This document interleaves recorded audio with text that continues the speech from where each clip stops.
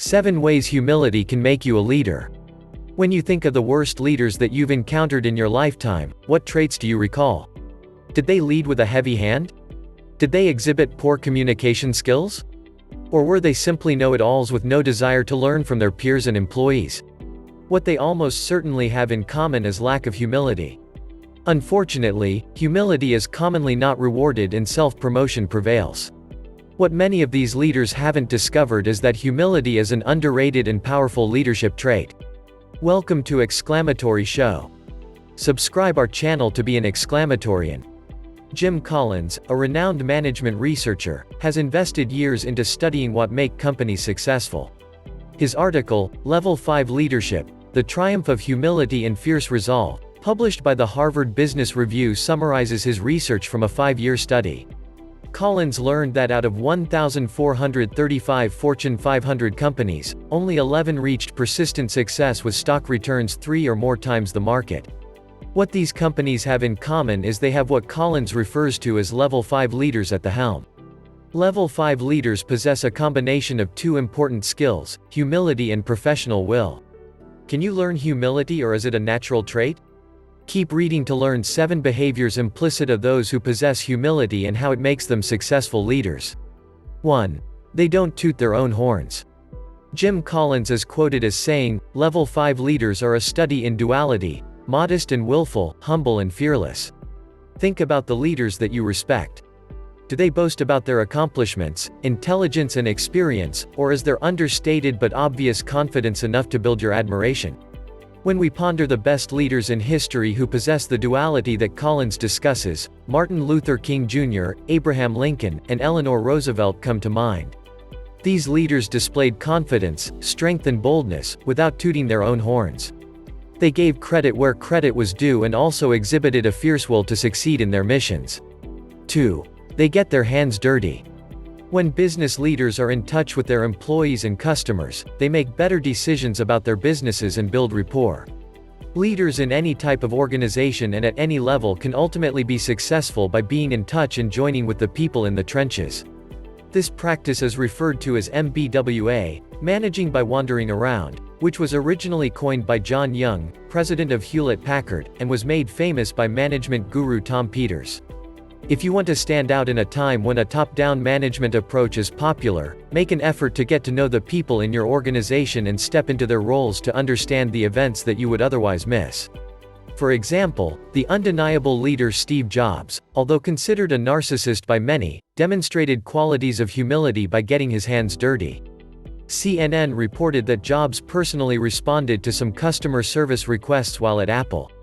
3. They empower those around them. Leaders who manage with a heavy hand and don't gather input from their employees are less successful than those who trust their employees. Contrary to this, leaders who possess humility empower others around them to make decisions.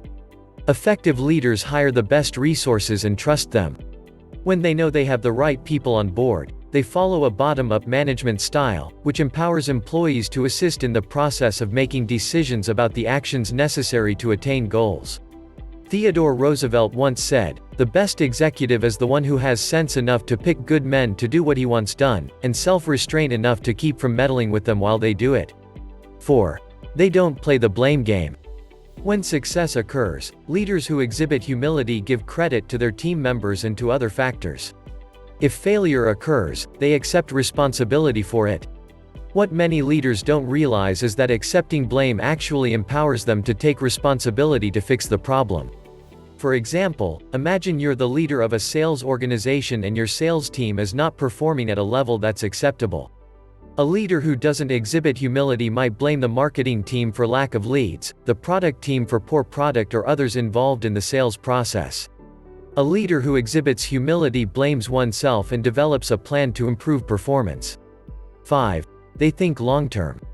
Leaders who make quick decisions in order to fix something today that will in no way benefit the organization in the long term are not acting with humility.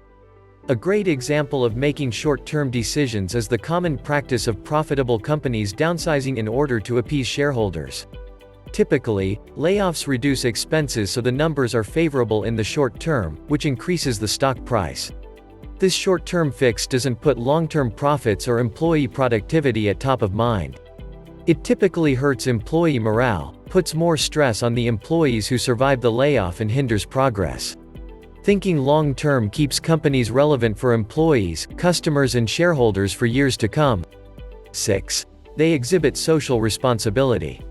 Corporate leaders who possess humility strive to elicit positive social change. For example, USA Today reported that Starbucks CEO Howard Schultz said, "You can achieve the fragile balance between profitability and the social conscience, and as a result of that your company can do better and success is best when it is shared."